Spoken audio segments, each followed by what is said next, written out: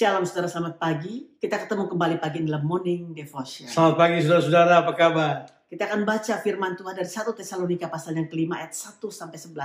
Demikian firman Tuhan. Tetapi tentang zaman dan masa saudara-saudara tidak perlu dituliskan kepadamu.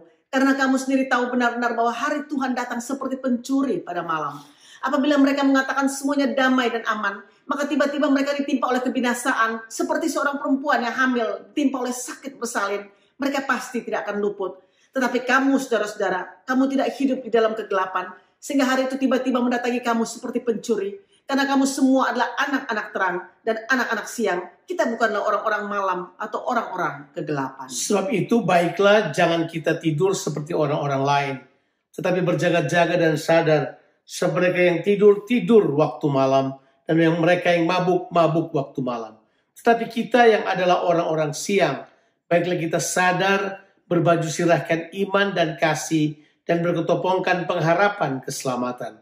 Karena Allah tidak menetapkan kita untuk ditimpa murka, tetapi untuk beroleh keselamatan oleh Yesus Kristus Tuhan kita, yang sudah mati untuk kita, supaya entah kita berjaga-jaga, entah kita tidur, kita hidup bersama-sama dengan Dia. Karena itu, nasihatilah seorang akan yang lain, dan saling membangunlah kamu, seperti yang memang kamu lakukan. Saudaraku, dalam pembahasan kita yang kemarin, kita sudah meletakkan dasar pengharapan yang teguh pada karya kebangkitan Tuhan kita Yesus Kristus.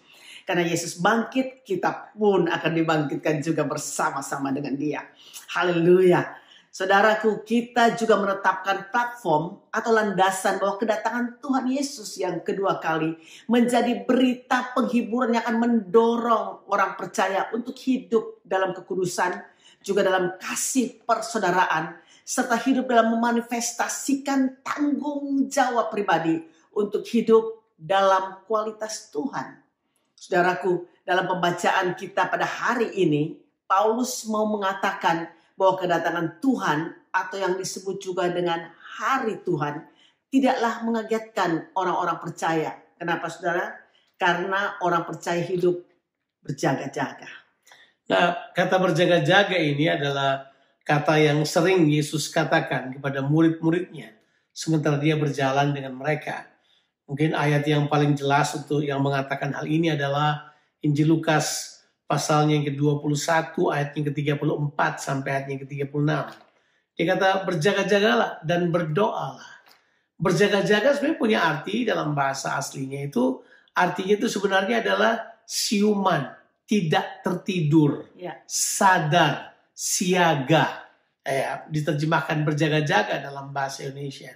Sebab memang betul Alkitab katakan, waktunya kita membangun kesadaran ilahi dalam diri kita untuk memperhatikan situasi kita, memperhatikan keadaan kita. Kita tidak seperti orang-orang yang tinggal dalam kegelapan. Bukan, kita adalah orang-orang yang memang ditentukan untuk diselamatkan.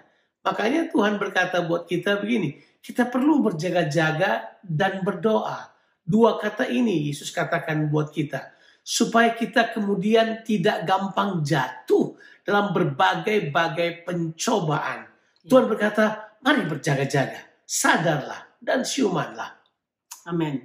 Saudaraku, berjaga-jaga sambil berdoa adalah perkataan Tuhan Yesus berhubungan dengan peristiwa-peristiwa yang akan terjadi di bumi ini menjelang kedatangan anak manusia yang kedua kali. Kata berjaga, saudara, dan berdoa itu memiliki implikasi, yaitu mengetahui apa yang terjadi. Artinya saudaraku, kesadaran untuk kita sungguh-sungguh mempersiapkan diri kita. Berjaga-jaga juga berhubungan dengan kesiapan kita untuk menghadapi hal-hal yang tidak terduga. Suatu keadaan di mana kita secara kontinu melatih dan mempersiapkan akal budi kita. Nah, jelas sekali bukan bahwa Tuhan meminta kita untuk berjaga-jaga. Karena sudah jelas bagian kita memang bukan untuk dibinasakan. Bagian kita memang sudah saya katakan tadi untuk diselamatkan. Untuk itu yuk kita hidup dengan kualitas hidup seperti orang-orang yang diselamatkan. Soal hari Tuhan kita sudah tahu, gak ada yang tahu waktunya. Karena dia datang seperti pencuri Dia akan mengejutkan orang-orang yang tidak berjaga-jaga. Untuk kita yang tahu hal tersebut, kita akan terus mempersiapkan diri kita. Kita terus melakukan tanggung jawab pribadi kita. Kita terus akan saling menasehati, saling menguatkan satu sama lain menjelang kedatangan Tuhan Yesus. Kita akan terus hidup seperti yang Dia inginkan. Amin. Saudara, mari kita tahu bahwa kedatangan Tuhan Yesus tidak lama lagi. Kami terlalu meyakini akan hal itu. Sebab itu, mari kita berjaga-jaga dalam kehidupan kita. Supaya waktu Dia datang, Dia tetap dapatkan kita setia. Tuhan Yesus berkati saudara sekalian. Amin.